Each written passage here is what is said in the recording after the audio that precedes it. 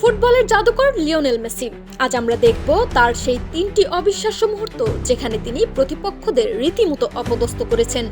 ঘটনা 3, মেসি বনাম Boateng.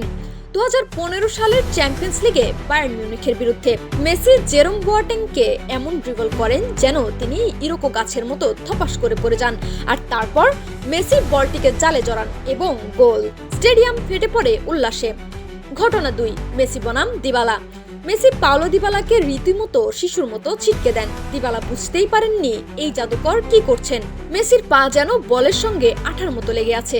Messi এমনভাবে দিবালাকে ড্রিবল করে যান যেন সে মাত্র 5 বছর বয়সী একটি শিশু যে এখনো ফুটবল খেলা শেখার চেষ্টা করছে। ঘটনা 1, মেসি বনাম ক্যাসেমিরো। ক্যাসেমিরোর বিরুদ্ধে মেসির মাস্টার ক্লাস। শরীরের আকার কোনো ব্যাপারই না। মেসি ক্যাসেমিরোকে এমনভাবে কাটিয়ে যান যেন তিনি একজন অপেশাদার।